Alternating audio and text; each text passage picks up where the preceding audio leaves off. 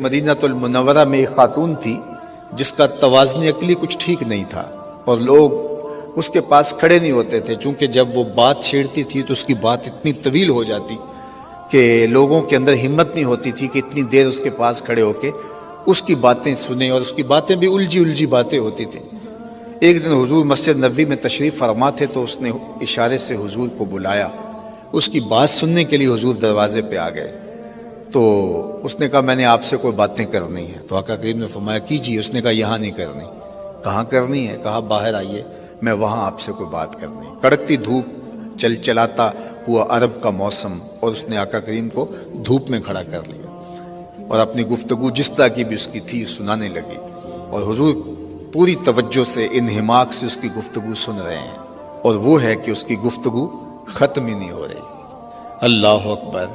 ویسے تو سننے کے لیے حضور مل جائیں تو پھر کون گفتگو مختصر کرے گا؟ وہ کیا کسی نے کہا تھا نا، اسی شوق میں کی ہیں تجھ سے ہزار باتیں، تیرا حسن تیرے حسن بیاں تک دیکھو۔ اللہ اکبر! تو وہ حضور سے باتیں کیے جا رہی اور حضور اس کی باتیں کان لگا کے سن رہے ہیں۔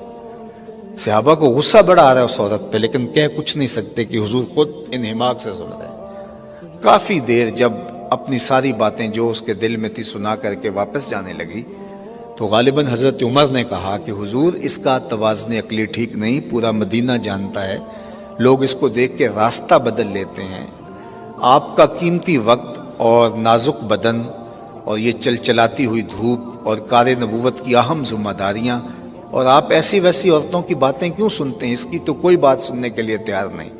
تو آقا کریم نے فرمایا عمر، پورے مدینے میں اس کی کوئی نہیں سنتا، میں بھی نہ سنوں۔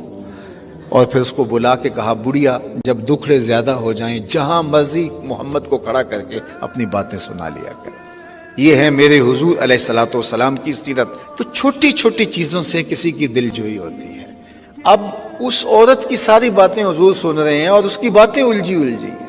یہ اعلیٰ اقدار زندگی سے کہتے ہیں، حسن سے کہتے ہیں، جمال سے کہتے ہیں، خوبصورتی سے کہتے ہیں۔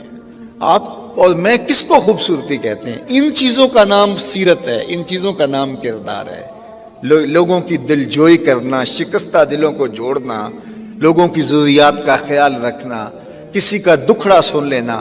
تمہارا کندھا اگر کسی کو رونے کے لیے دستیاب ہو جائے، کوئی تمہارے کندھے پہ سر رکھ کے رو کے اپنی بڑھاس نکال لے، تو اس سے اور کیا بہتر مصرف اس کندھے کا ہو سکتا ہے؟